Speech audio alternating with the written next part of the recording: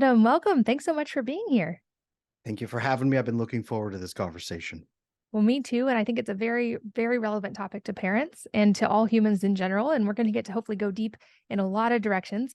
Before we jump into attachment styles and relationships and everything else we're going to talk about, I have a note from Mhm. your bio that you have a dog named John Wick. And I would just love to Mm. hear what kind of dog, because the guy who trained the dogs for the movies in John Wick actually lives very close to me and I've gotten to meet him. So I thought that was a cool connection.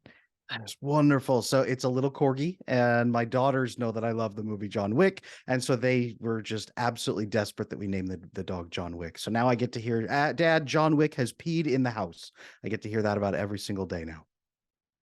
That's hilarious. I bet that leads to some fun stories. Absolutely. And speaking of kids, I know that you are a father of four.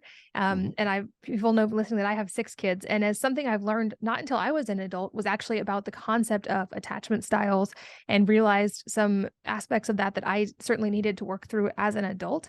And it sounds like you might have had a similar experience, but I would love to hear A, your background with that. And also Mhm. B, if for people who aren't familiar with the concept in a broad sense, if you could define what attachment styles are so we have that context going forward. Mhm. Absolutely. So, my own personal story of how I became the attachment specialist, really quick, sum it up. I grew up with attachment issues myself out in a magical place called California, where a lot of people have attachment issues, as it turns out. Most of my friends had attachment issues, and I ended up trying to take care of a lot of them when I was growing up. Difficult family, expanded family system, my whole extended family network. People were struggling with this.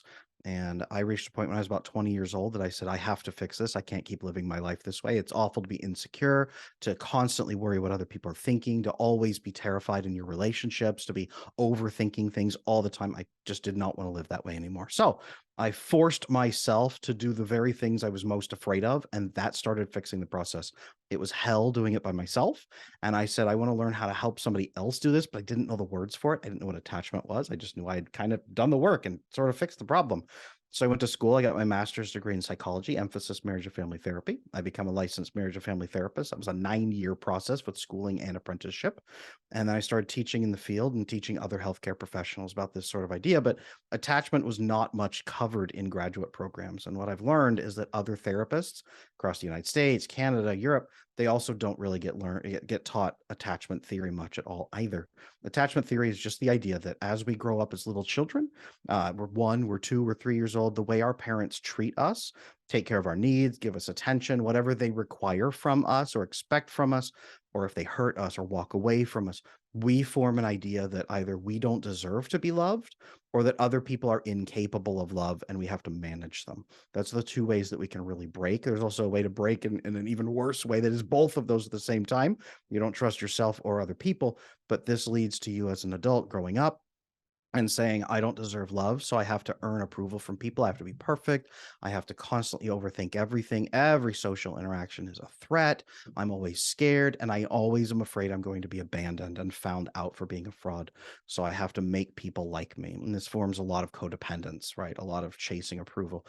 The other side, though, is that avoidance side of I can never be close to people because I can never trust them. I can never open up. Feelings are useless. Connecting to people is useless. It's all scary. So I'm going to stay away from other people, maybe even manipulate them. And a lot of times these two couples will chase each other. So they'll form a relationship, a marriage. They may even have children. A lot of fathers are avoidant and a lot of mothers are anxious approval seeking. So it's this ugly dynamic. I fixed it in myself. I became specialized in it. I started training other healthcare providers about it. Now I talk about it all over the internet and I get to coach people on every continent except Antarctica so far. That one's still coming. Yeah, I hear there aren't a lot of people there, so I'm sure Not I'm yet. sure they still have some attachment things that they could be helped with though. So I'm sure that one will work as well. Yes, or maybe some really depressed penguins. I'm hoping for that too. Oh, that would be a fun one, yeah, for sure. Well, and I love this as a broad concept, and I love getting to delve deeper into each of these styles. It makes me curious as well. I would guess the answer to this question is yes, but can attachment styles shift over time? Because as you were speaking, to be just very transparent, and we're welcome to use me as a guinea pig. I can recognize, for instance, in early marriage, I think I was very anxious attachment style. And then at some point, I think we actually sort of switched places, and he became more anxious, and I became very avoidant. And now being somewhat aware of this, I've tried to shift to becoming a more secure attachment style. And we'll talk more about this later, but helping my kids have the foundation, hopefully, for a secure attachment style. But is that possible that we can have different phases of attachment styles throughout phases of our lives? Certain things can change it. So let me ask you, if I may, did your shift occur around having your first or your second child?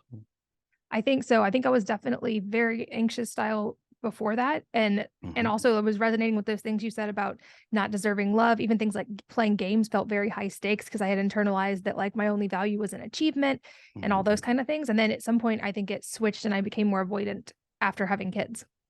Mhm. Absolutely. Was there a period maybe where you were a little bit resentful of your husband, or you felt that he wasn't putting enough attention into the children? Did you maybe form like a pocket where you had to pull them together and make him interact with them differently? Was there any a time like that? Yeah, absolutely. Yeah.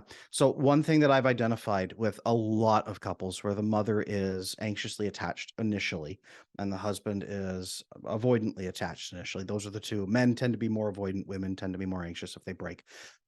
Usually they get along just fine until they have kids. She'll chase his approval. He'll pull away. She'll have a lot of needs. He'll kind of try to work it out. They'll generally be okay. But once the mom has those children, there's a couple of things that happen. Number one, she becomes this protective guardian over the children of, I want these children to not hurt the way I have hurt. I want these children to feel loved. I want these children to have better than I had and to not chase approval like this. I want them to be loved. But what happens is she looks at the father and says, you aren't doing the things that will make these kids feel safe, secure, loved, approved of, worthy of your time and attention.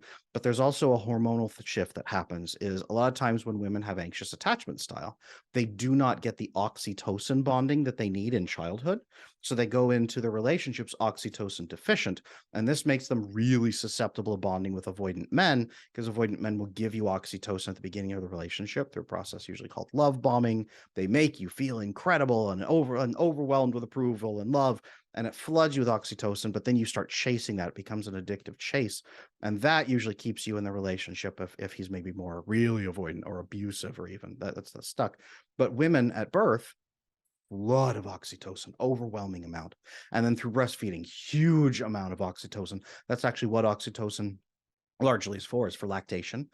So moms, if I don't know if you had any challenge with milk supply early on, moms who are anxious often do. You don't have enough oxytocin to allow the letdown to happen. The baby can't drink. The baby will get jaundice. Mom will feel like even worse of a mother. Her stress levels go up. Nightmare. But if you can get through that, you build the oxytocin bond. Now your child becomes an overwhelming support a supply of oxytocin for you. You become even more addicted to your child and bonded to them. But then you're even more protective of them. All of this turns around, unfortunately, and makes dad into a bad guy. When dad has had no hormonal changes, very, very likely, dad is just continuing the way he's always been. And you went from loving and adoring him and wanting to have babies with him to you are now public enemy number one. You're hurting the kids. You're not giving them the love they need. And he's like, what did I do? I haven't changed at all. And he will start perceiving that you're crazy. You're pushing back. Like, what's wrong with you? And this forms a huge division between the parents. Mom will often burn out after a period of time and become functionally more avoidant, where she pushes back on him. And he has to become approval seeking to even maintain the marriage at that point. It's a really ugly dynamic. Can 100% be fixed. But yes, those changes, those are just some examples of how a person's attachment style can change, sometimes negatively through difficult challenges. You can also change them positively through experiences that you have. Well, I definitely want to talk about how to change it in a positive direction. I'm also curious before we jump into that, how those attachment styles on behalf of the parents impact the kids' early attachment styles. Because obviously, if I've Oh, learned one thing in parenting is that kids are incredibly perceptive and pick up on the energy of everything. So I'm sure that the kids must understand that on some level or at least perceive it. So how do parents with these different attachment styles impact kids' early attachment style development? it gets handed right down. So fathers who are avoidant often will raise children who don't feel worthy of his love, so they chase his love continuously. They'll often pick up that anxious attachment style themselves, daughters and sons. Sometimes, though, if there's hard discord in the household, a lot of fighting, a lot of mistreatment of various people, it doesn't have to be full out necessarily physical abuse, but various screaming matches, arguing. The kids can pick up, hey, other people are crazy and there's something wrong here, and I'm not ready for this. Get away from me. And they keep people at arm's length. That's the avoidance. Often, though, if there's attachment issues in the parents, it really comes down to the kids. Every relationship becomes a performance, whether they're performing for themselves or for the other person. They are performing endlessly in every social interaction, and it's just exhausting to connect to other people. Okay, so you mentioned that even when these patterns develop, it is possible to change them and move them in a more positive direction. So maybe Mhm. let's start with the parent side, because those are the two adults interacting in a relationship. What are some of the factors that come into play with parents being able to shift from those more, seems like polarized attachment styles Mhm. into a healthier dynamic? Absolutely. So I have all kinds of couples come into my coaching with this exact problem. I wrote a book on this topic. It's called Exhausted Wives, Bewildered Husbands, about the wife who's exhausted and the husband's bewildered about what the heck the problem is. How I usually help these couples is this. We begin by figuring out, do you guys have the same goal? Do you actually both want your children to feel loved and safe in this world? Almost every parent will say yes. Okay. Now we can at least align on the same goal. Now we can talk about how you guys are different in your approach. What do you actually believe is going to get you there? What challenges right now are in the way of your children meeting that goal? What do you feel is the issue? Most wives at that point will say it's him. He's not giving them the love that they need. And he will say it's her. She's crazy and she's dividing me from my kids. This right here, the problem is context. Context is missing and not enough questions are being asked. And the couple doesn't understand each other. They are seeing a behavior and they are imparting some sort of reasoning to it and saying, you are doing that because X, instead of saying, I see you doing this. What is that doing for you? You're avoiding, you're running away, you're dodging. What is that doing for you? Why do you do that? Well, I'm afraid to get. The dad might say if he's calm enough, I'm afraid to get close to people. I don't know how. I just never have learned that skill. Guys will usually cry at this point because they want to get close to their kids, but no one's ever asked them like, "Hey, why do you stay safe from other people? Why are you so scared to connect to people? Why are you so scared to be like bonded to them?" And he'll say, "I don't believe it's possible." Wives, same thing. The husband can turn around and say, what is it that's making you attack me like this? She sometimes won't know. She'll just say, I don't know what made me shift. I just want the kids to be better. Sometimes reading my book or talking with me and just understanding the process I just described, they can both go, that makes sense. She's trying to protect the kids, but he never experienced the change. Understanding, context, conversation, absolutely crucial if you want to start fixing this process. It reminds me actually of a scene from my favorite TV show, hands down, which is Ted Lasso, where he quotes Walt Whitman and the quote of curiosity, not judgment, and how if Mm. we can approach everything in life with curiosity instead of judgment, we end up getting much better answers to questions. And so it made me think of it the way you just explained that. Um, how do couples go through that process of then? I'm sure it must be a learning process, learning a more secure attachment style and building that together. Well, what you said was great there. So curiosity is absolutely important. Learning to be curious about your partner instead of assuming that they're a jerk, instead of assuming that they're a monster who's working against you and is going to destroy everything. Asking questions. So I'll ask you, how often do you, if you see your husband do something that's frustrating, how often do you stop and ask him why he's doing it, or what it is that he's, without like, the tone, what are you doing that for? Without saying that, how often do you stop and say, hey, I see you doing this. What's going on? Well, I haven't actually talked much about this on the podcast, but in the interest of being completely candid, my husband and I are no longer together, though we actually are in a much Ah, better place as co-parents. And okay, I would say, good. ironically, we might have the most secure attachment related to each other that we've ever had. But Wonderful. I can admit, certainly, especially in those phases where things had gotten really tough, that I was not good at approaching things with curiosity. And that even though right now for us, the answer is that we love each other better, not married, I do think Mhm. we've both gotten better at that. Wonderful. Learning to co-parent effectively like that is often a bond that I'm not going to say this is you, but many couples do get pulled back into the relationship once they form that separation, and then they learn to co-parent more effectively. Then they build that teamwork. It very often does pull them back in because you've relearned how to love each other and how to trust each other. That is learning to ask those questions. So when I do help co-parenting, not couples who are not together, what I often ask is exactly that. When you see them do something that frustrates you, there's a famous quote from B.F. Skinner, who was a behaviorist, and he said, the organism is always right, which just means this. If a creature is doing something repeatedly, that something is doing something for the organism. It's benefiting them in some way. So if you see your former husband, if you see him avoiding interacting with somebody, it's doing something for him. Usually it's making him feel safe. So when you see somebody doing something hurtful or stupid or foolish on your regard, asking them, hey, I see you doing this. It seems to me like it would be causing this issue over here, but putting that aside, what is it that that's doing for you? Is it making you feel safe?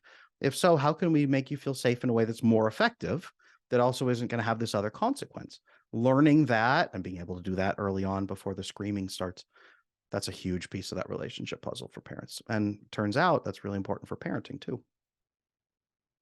Yeah, so let's go deeper on that side because I would guess almost universally in the parents that you work with and the parents who are listening, we all hope, like we talked about, that our kids are able to reach adulthood with a strong foundation, with good attachment styles, and with kind of good emotional stability to be able to enter into whatever relationships they enter in their lives. And as we've already talked about, I'm sure many kids pick up on these things from parents who are trying to do their best, who inadvertently sort of create the circumstances for these patterns to happen in the not optimal way. So, to flip that, let's talk about the positive side, which is how can we as parents, like what is within our ability to help nurture strong relationship patterns in our kids? So I'm assuming all of your listeners here at home are probably listening to me talk and say, "Oh crap, I've already screwed up and there's no hope." Right? And I hear that a lot.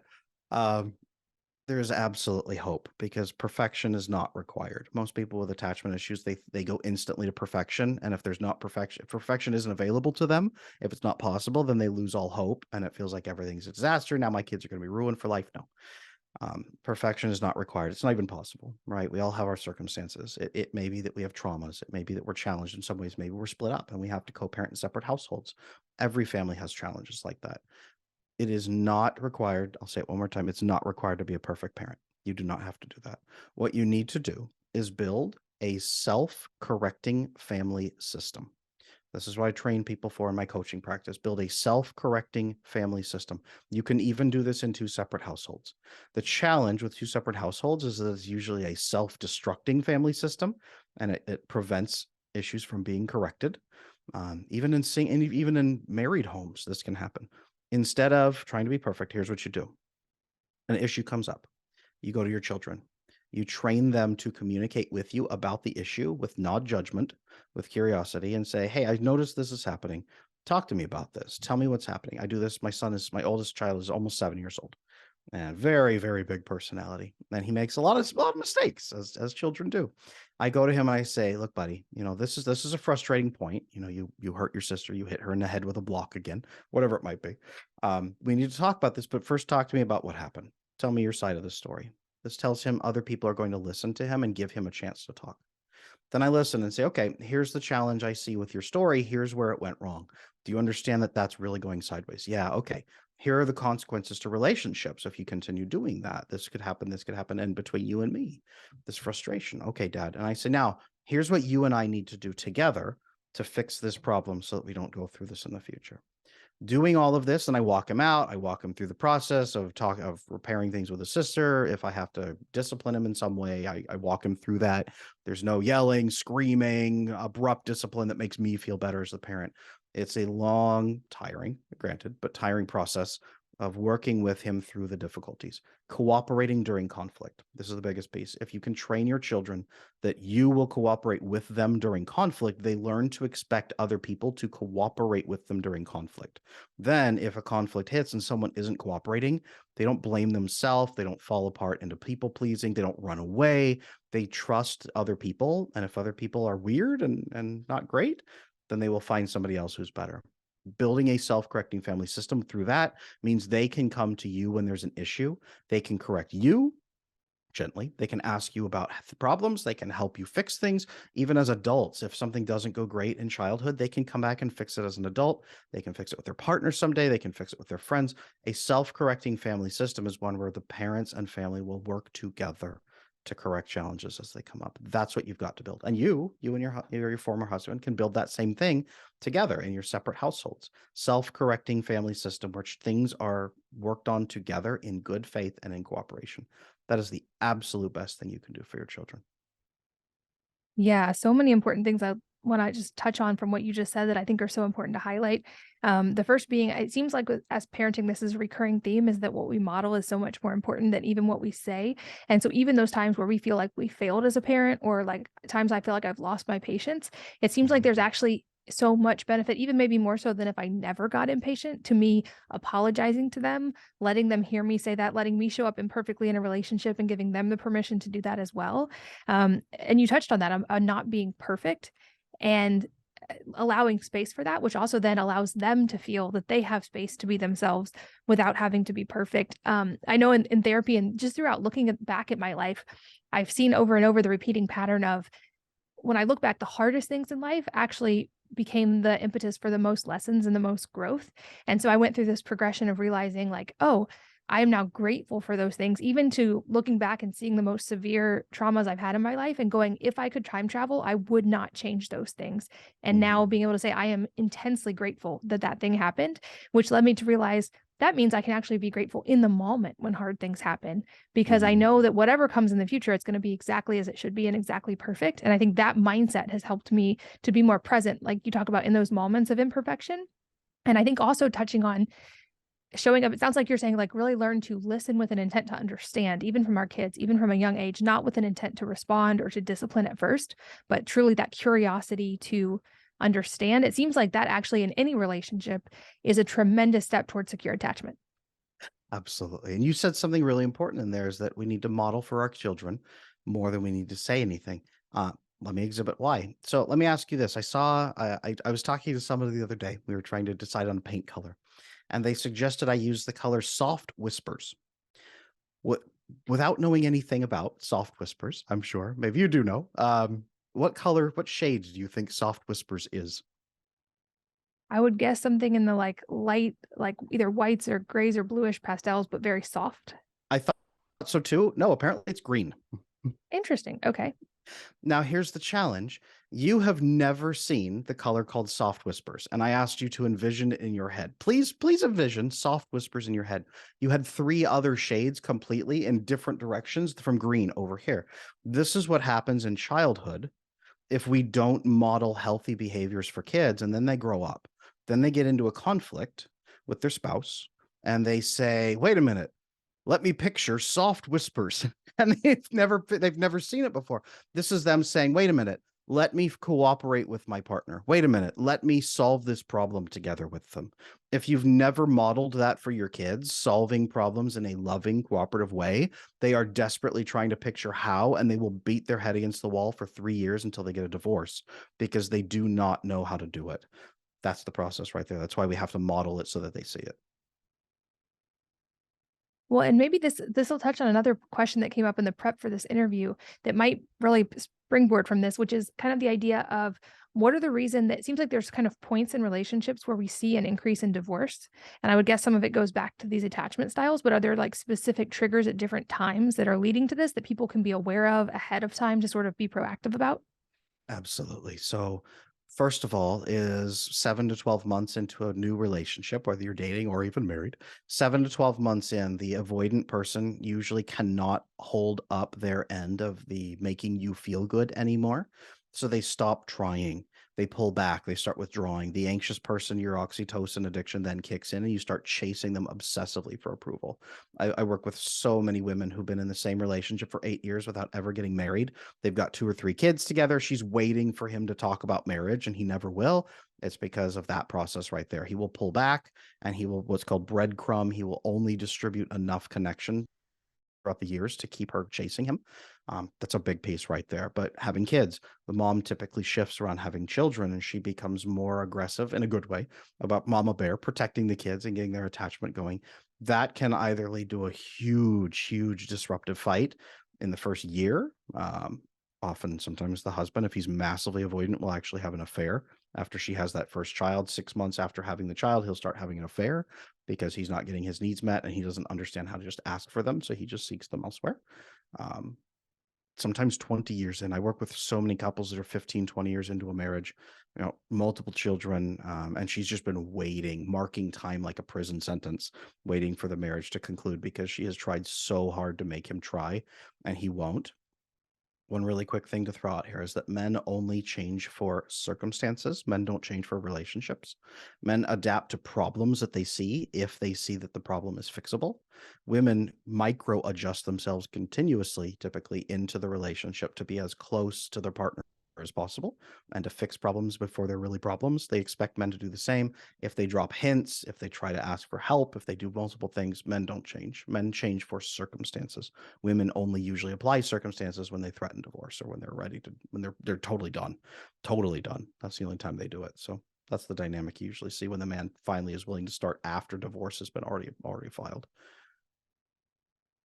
Yeah, well, certainly I've seen that play out in my experience, and I can see in the early patterns too how this has actually been an important journey for me is realizing it's easy, of course, when you enter a conflict to see what the other person did that caused that conflict, and then to have the layer of going, oh, I certainly was complicit and helped co-create this, and then to be able to go, oh no, I can take full responsibility for having created this dynamic, even if there were factors that the other person contributed, and I can look back Absolutely. and say, I certainly had that anxious attachment style in the beginning, and I did absolutely do everything for him so that I felt safe. It was self-serving, but I felt safe by making sure he was happy all the time and Hmm. chased his attention and all that. And then we had kids, and then now I'm doing that for these kids. And of course, he feels upset because this thing that he had is now being directed at the kids. And I think that was kind of the early root of a lot of our problems. Absolutely. Now you said something in there which was great, which was you have to be able to identify the parts of you that went into the problem. How can a person do that if they have no idea that there's even a different way for them to be acting, though? What do you think? That's a great point. Well, like, as we talked about in the beginning, many people don't even understand the idea of attachment styles. This certainly wasn't something I understood when I was in the early stages of that. It's one of those, it's easy to look back and be like, oh, that's what that was. And this is what this Hmm. was. It's much Hmm. more difficult, I think, and you have blind spots when you are in that moment and you have these emotional triggers that are keeping you safe. I know for Yes. me, one thing was I journaled a lot and tried to get very honest with myself of the parts that were within my control. I really kind of laser focused on I'm only in control of my own actions, emotions, thoughts, etc. Mhm. So Mhm. understanding that, what do I actually have the ability to shift? And there were some uncomfortable moments in realizing all the parts of it that I had contributed. Mhm. Um, and so that was, I would say it was a journey and an unwinding, but I do think that process is invaluable because it's allowed me to show up even more authentically for my kids. And ironically, in relationship with my ex-husband, even though we're no longer together, I actually feel like I'm able to show up more authentically as a co-parent and a friend to him now. Wonderful. Now, along with that, most people begin this journey not believing there is a better way to be. They start blaming the other person because they say, "I can only adapt this way, but you're supposed to adapt a different way." What was it for you? What was the catalyst that made you realize you could change your own reactions to be that way?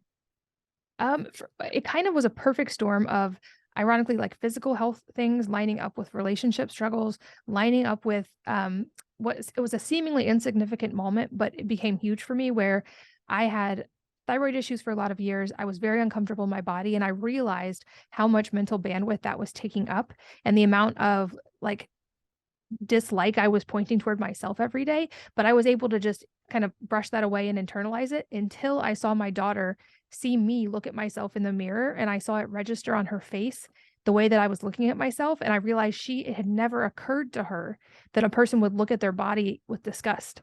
And now that this idea had entered her mind because I had modeled it.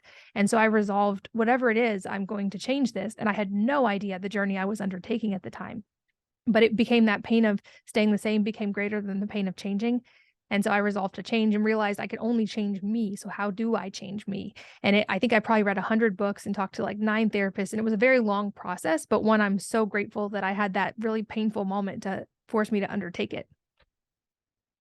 That's so important. That's why I do these podcast interviews and I talk because half of the battle is just getting a human being to say, "Hey, maybe I don't have to be reacting the way I react every single time. Maybe I have more power and leverage." You in that moment, you changed in that relationship for your daughter. You said, "Hey, I've got to be different." But the idea there, the idea that was planted was, "I can be different." That's so important. That was the beginning of your attachment, and that's the beginning of most people's attachment. When they hear me talk, it's not, "Oh, Adam is so smart." It's usually this man is telling me that I can be living a different way than I'm living. And the mechanism is something I can understand called attachment. And it broke when I was a kid. I just have to change that, and all my relationships will be different. That's exactly the key to fixing your attachment. That's half the battle right there. Wow, that's extremely profound. And I think it led to two pieces of advice that I would give, whether people are remaining in a relationship or especially if they're navigating like I am, the Mhm. shifting of a relationship is I think two things that were invaluable to that process are that I realized since I only have the ability to impact my own part of this equation, I will focus on that and I will not let him make an enemy out of me. So I'm not going to make him the enemy, nor will I consent to being his enemy.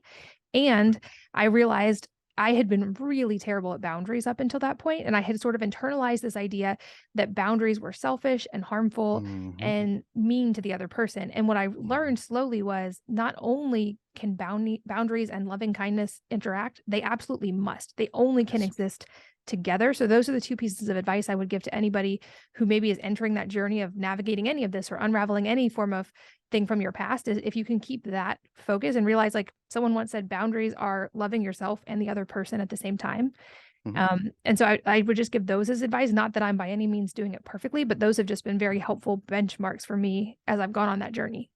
Sure. Have you firmed up yet for yourself what the equation is to build your boundaries? Have you done that, or are they still a little bit nebulous?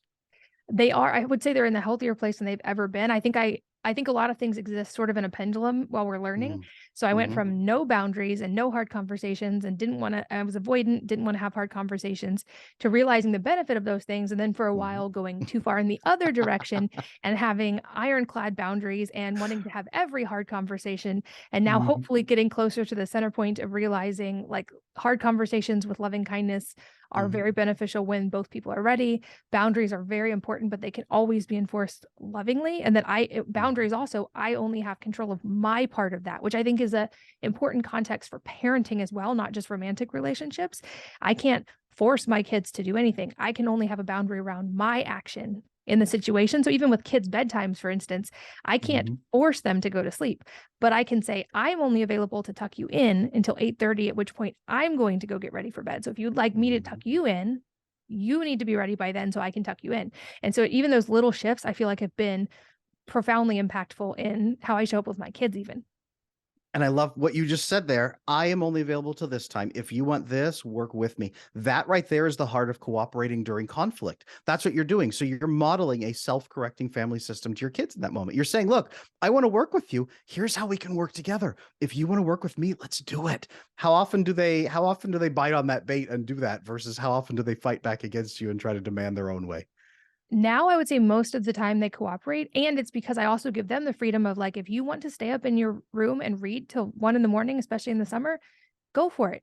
But I'm not gonna Mhm. stay up till 1 in the morning to wait to tuck you when you're ready. I'm happy to give you a hug and a kiss at 8:30 when I go to bed, and Mhm. they have adjusted to that, and I love seeing, again, to the point of modeling, it's like the things we say to our kids do get across, but the things we model really get across, and Mhm. so I've seen them start to lovingly enforce boundaries with each other instead of fighting. I've seen even my youngest, who's 7, when her sister was upset, asking her some of the questions I've asked her when she was like, "Hey, is There this we go. actually true? Like, what else could be true? What would it be like if that wasn't true?" And just sort of asking those questions of each other. So I just am again and There again we go. reminded as a mom the importance of modeling.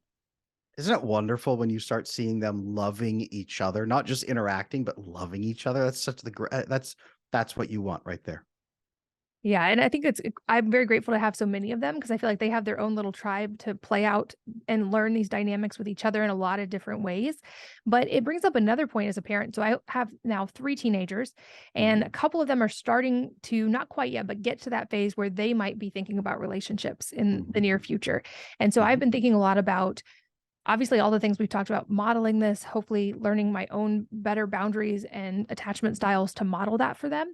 But as Mhm. parents, are there other additional ways we can guide them, whether it be through conversation or through additional modeling to help them enter relationships in a more secure Mhm. way? Make sure that they have, I think for my daughters, a lot with my own history, make sure they have clear boundaries when they enter relationships and that they feel comfortable speaking their boundaries. Like, are there any other ways that we can help really just give them a good foundation of secure attachment as they enter their own romantic relationships? Absolutely. So the worst way that I see this happen and the way that most parents jump to and think they have to do it is to sit your kids down in the living room and have a one-on-one face-to-face 6-hour conversation about boundaries. Absolutely not. It should not be a lecture hall. Don't do that. It actually turns out that the world is full of inspiring moments for us to turn into teachable lessons. It's also full of a lot of resources we can experience together with our children. Experiences together that you can then put context on is absolutely key. So it could be as simple as watching a movie. It could be as simple as watching John Wick and saying, "Hey, look at this relationship. Look how this is acting and look how they are not acting and what was missed. This would have prevented a gunfight." You could say something that simple. You could watch a romantic comedy together, watch a TV show. You can go out and about and see people. There can be people in your life that you both know are not healthy, and you can frame a conversation around that. Doesn't have to be blaming or gossiping. You can simply say, "Hey, we had this interaction. Here's this person in our life. What do you think they could do different? Do you see them being stuck? What do you think they are doing that's contributing to them being stuck? What do you think might help them if they were open to it? What sort of questions might help them?" That can even be helpful. I have a lot of couples and a lot of parents come in and they ask me, "Adam, what resources can I use with my teens?" I have a video course, the Attachment Boot Camp. Watching that course together, or a similar course, and then pausing the discussion videos, pausing them and having discussions afterward and saying, "What does this mean to you? What did you pull out of this? Why was that interesting to you?" Being curious about them, taking resources together and learning together. That is phenomenal because then you're building a culture of self-improvement inside of your family, and a culture of renewal instead of the family just being settled in and smothering individuals. You're working together to make the family better and better. All of those experiences that you can have, that's the key to working with your kids like that, especially teens. That makes sense. So sort of meeting them where they are in a way that they're willing to have those conversations. I think of music as well. That's happened a few times with my kids where we'll have music on in the car, even like Taylor Swift songs. And I'm like, ooh, what do you think of Mhm. that relationship dynamic? And even now they'll be like, ooh, seems really codependent and probably not great. And then we can be like, well, what would be a healthier way to approach that relationship? Or Mhm. maybe are those people, do they look like they would have even been a match in the first place in a relationship and those kind of things? I think two other things I've tried to do as a parent that I hope will help with secure attachment. The first Mhm. being, ever since they were born, I've tried to make it always a safe place to have that curiosity and ask questions. So from the time they could talk, I've told them to question everything. And at only just 2 years old, my oldest looked at me in the eyes and he goes, "Even you?" And I told him, "Even and especially me. Question everything, because if you can't question it, it probably doesn't deserve to be believed. So Mhm. question everything." And then also from very young ages, respecting their physical boundaries. And I know this gets talked about a lot, but not forcing them to hug relatives that they don't feel comfortable hugging, not forcing them into any physical interaction that they're not comfortable with, so that they can hopefully keep that intuition around their own physical boundaries and have, even from age 3, the ability to say, no, thank you, if someone wants to hug them and they don't want to, things like that. I think those are small things that hopefully build that confidence over time. Absolutely. Oh, that's wonderful. How often do you see them interact positively versus they take that self-independence and spiral off and get really weird about it? How often do they do the right thing that you would consider like the warm, loving thing? I would say much more and more, or they'll at least have conversations around it rather than, I've even seen the little ones, even at ages 4 or 5, when there's those inevitable little spats amongst friends groups, just decide that they're going to take themselves out of the situation for a little Mhm. while and calm down versus saying something mean Mhm. to the other person. And this is something else that plays out often in our house where, if especially if we're in a heated discussion, me and one of the kids, rather than, back to that, I'm only responsible for me, rather than me put them in timeout, I will model it Mhm. for them and say, "You know what? I can tell we're both feeling upset right now. I'm feeling big emotions too. I'm going to go in my room and breathe for a little while, and then I'm going to Mhm. come back when we can have a calmer conversation." So I hope Mhm. that it gives them permission that if they need to take space, even from me, they can always say, "I'm going to go away for a little while, and then we're going to come back and talk about it." Absolutely. That's awesome. Modeling internal discipline instead of external discipline and regulation. That's awesome. That's the second time in this conversation though that you have said in a good way, my kids are modeling these things more and more and more over time. And that's great. That's a huge sign that you're persevering as a parent. So many parents want fast results, not because they're selfish, but because they want better for their kids like right now. And a lot of parents, they forget, you probably know this, that the first couple of weeks of a new behavior, your kids will fight you tooth and nail, and they will test to see if they can go backwards, and they'll figure out if you really mean it. And if you can get past 3 weeks, it becomes a habit, but then they'll continuously test anyway. Consistency is so important. How hard has it been for you to stay consistent during your stressful times? Oh, extremely. And I think you're right. It's very much the long game with that. Yeah. But also, like, it touches on that point of, I want them to still feel safe experiencing the big emotions. And we have lots of conversations around the emotions themselves are fine, and everybody has Mm. big emotions. You don't have to judge yourself for feeling angry or impatient. However, you also at the same time have complete control over your actions.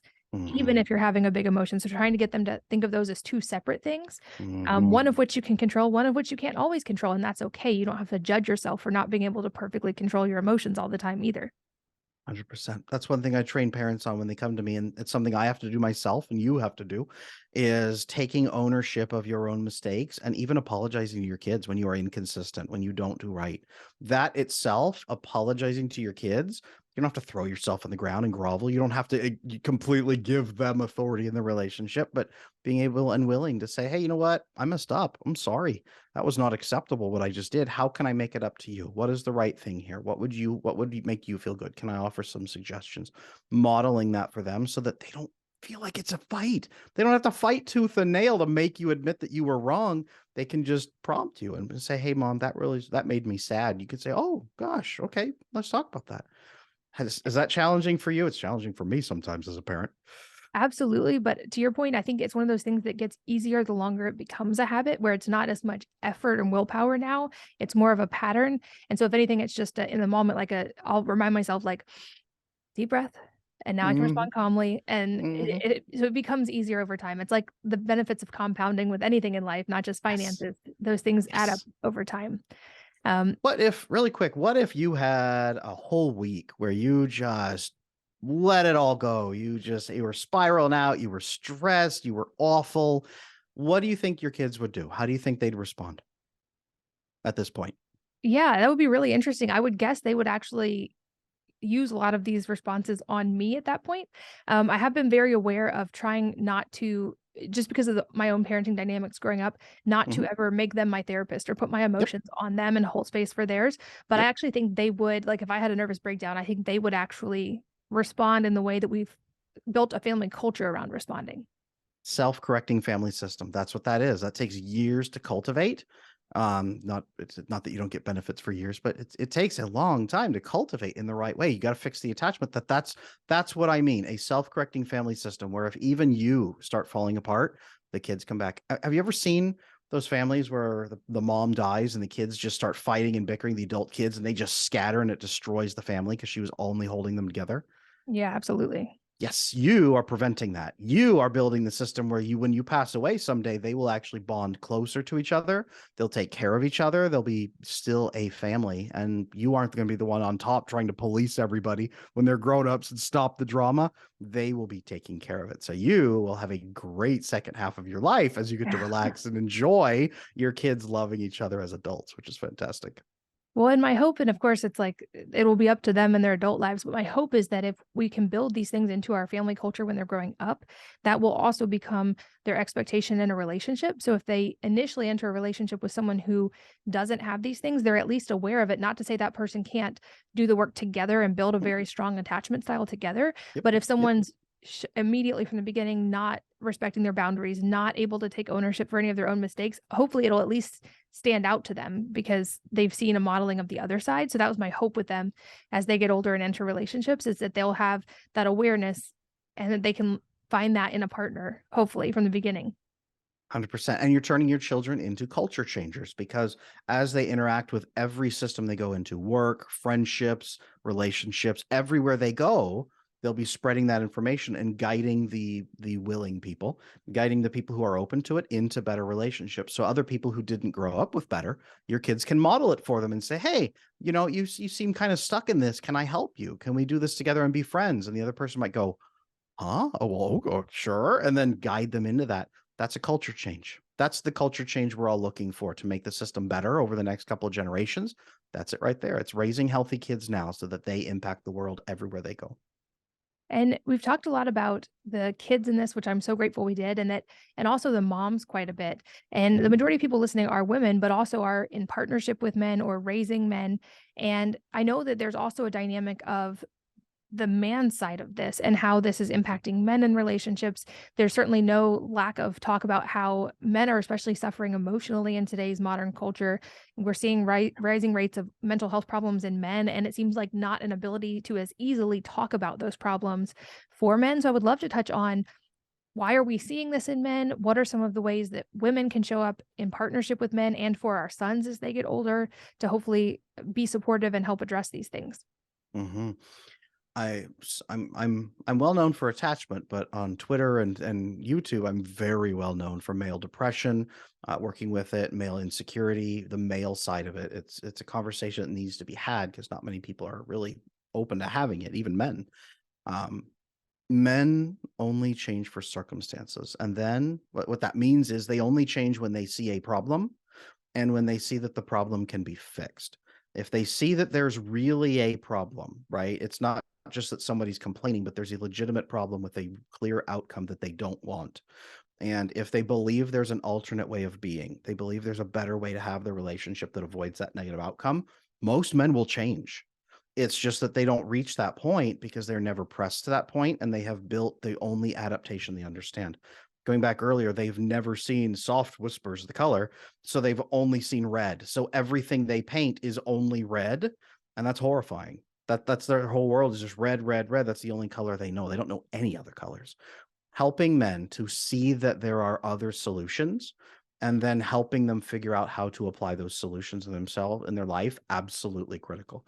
Most of the men who come to me for coaching, they've had very few male interactions in their life with healthy men. Their dad didn't teach them solution skills. Their dad didn't teach them bonding. This, interestingly, is why moms go so hardcore on dads who are avoidant, is because they raise completely destroyed kids, especially sons who have no idea how to live or connect to other people. Giving men solutions and showing them that the problem exists and really a problem, and then showing them that the solution is possible and helping them troubleshoot it, that takes care of the vast majority of problems. It's just that men don't understand or they don't believe. That makes sense, and I've also heard it talked about in the US, but also especially in countries like Japan, like, men are having even more trouble than ever finding relationships and partnerships. Women are too, Mhm. certainly, but it seems like that dynamic is still a little easier for women just with the Mhm. typical supply and demand dynamic that plays out. And so for those of us with sons, for instance, are there any other tools or foundational things we can give them as they enter those ages, or Mhm. emotional availability or tools to help them navigate that? Mhm. So, for the vast majority of human civilization, and even up until the 1990s, uh, men and women found their dating partner the vast majority of the time through family and friend connections. Now, Now, that is about 12% of couples meet through family and friend connections. About 65% meet through dating apps now. They're meeting strangers on dating apps that they have no information about. The reason isn't that all of a sudden family and friend connections are no longer helpful. The reason is that most people don't know they can go through family and friend connections to build relationships or to have help finding the right person or to find somebody that they'll have pre-vetted information about. Most people are trying to find strangers, and those strangers are out there with broken attachment too. If you train your children to go through family and friend connections, not just for dating, but for everything, to network better, to connect better, to be confident in their relationships, to ask for help, to build those connections so that they will be valuable to the people they meet on the world. So other people say, hey, you should meet, if it's a young man, you should meet my great female cousin. She's really quiet. She's totally just at home all the time. She wants to get married so bad. And you would be a great fit for her. Why don't you guys go on a date? I'll set you guys up. That's how it's supposed to work for the quiet women who are loving and caring and want to build that healthy family. That's usually how it works. They're hidden away. They can go out at any point and build a dating app, a dating profile, and go date anyone they want. Men, not so much. They're looking for those women, and those women are hidden away. Teach people in general to connect better. Teach people to go through their network. Teach people to socialize. Teach people to build value, and their relationships will take care of them for life. And are there any specific questions we can prepare our kids for sort of like that early phase of trying to figure out if they are in a relationship with the right type of person or what the other person's attachment style is? Are there like any Mm. like early signs that they can conversations they can have, questions they can ask, or signs to look for? Absolutely. What is their long-term goal? What are you dating for? Are you dating for fun? Are you just dating because you hope magically it will work out? Are you looking for a family? So you want to get married? Do you want to be married for your whole life? Right? What is your goal in dating? Dating should have a purpose. Relationships should have a purpose. If the purpose is just absolute fun, okay, then you need to make sure you're connecting to people who have that same purpose. Asking the other person what their purpose is, what their desire is, what their connection is. Or do they want a long-term commitment? Asking them this earlier in the relationship than year 8. So many couples do. They wait till 8 years in.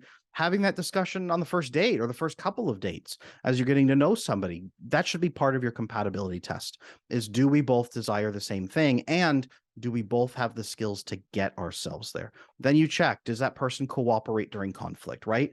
If you've talked about this, you're raising your children to cooperate during conflict in bedtimes and various other things.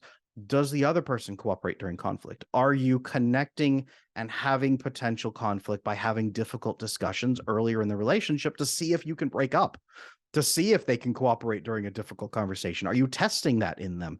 You should be. Don't wait until you're married and then finally have your very first conflict. Don't do that. Have the conflicts early and see how they act. That will tell you so much about their attachment right there. And I know you have a lot of other resources available Mhm. related to this and more to help people really understand their own attachment styles and to work through any issues that are being as a result of that attachment style. I'll make sure we link to all of this in the show notes for you guys listening. That's wellnessmama.fm. But where can people find these resources online? I know you even have a lot of just free resources people can delve into immediately. I do. So adamlanesmith.com is my website. It has every resource on there possible available. I also have my YouTube channel at Adam Lane Smith. I have a ton of guides on there. People could watch them with their teens and then build conversations around that. I am also on Instagram at Attachment Adam. I have so many reels, so many static guides. I have my free attachment styles guide linked in the bio in my Instagram account. I have every resource you can imagine. You're welcome to reach out to me. And like I said, those will all be linked if you guys are listening on the go, like I know many of you are. And a couple last questions I love to ask at the end of interviews. The first being Mhm. if there is a book or number of books that have profoundly impacted you personally, and if so, what they are and why. hmm One of my favorite books I like to talk about is No More Mr. Nice Guy by Dr. Robert Glover. I've talked with him over emails. He's a fantastic guy. He also is in this attachment space, which is fantastic. His book has been around for I think 20, 25 years now. That book that really spawned the conversation in psychology about attachment being a thing we can even talk about with adults. And I love to say that I leapfrogged after his work and started taking it mainstream and helping out that way. There's a lot of us starting to get into this space and we all have our own unique blend and that book was really helpful doing that for me. And lastly, any parting advice for the listeners that could be related to attachment styles and what we've talked about, or Mm, parenting, or entirely unrelated life advice? mhm. Three pieces. I'll say three key pieces here. Number one, the research shows that up to 65% of adults now have an attachment issue. So if you're listening to this, two-thirds chance that you have an attachment issue or that your partner does. Number two, that will bring the most relationship misery out of every factor. If you can fix the attachment, you can usually fix the marriage. If you fix it in time, you'll get there. You'll also avoid all that heartache and stress on you and your kids if you can. Number three, you can absolutely change it. You just need to know the mechanisms to do it. You need some steps, you need some help. Reach out to me, reach out to somebody else, get some help fixing that attachment. It makes everything so much better in your life. I love it. I think this has been such a beneficial conversation, certainly for me personally, hopefully for many of the people listening as well. I love that this is entering the conversation more, and it's so encouraging to see so many parents understanding these things and caring about them and being very intentional with their kids. I have a lot of hope that we are actually raising a generation of people who are going to create change on a larger scale through, I think, first and foremost, their relationship. So I'm very grateful for the work that you're doing. Thank you so much for your time and for being here today. Thank you for having me. And thanks as always to all of you for listening and sharing your most valuable resources, your time, your energy, and your attention with us today. We're both so grateful that you did. And I hope that you will join me again on the next episode of the Wellness Mama podcast.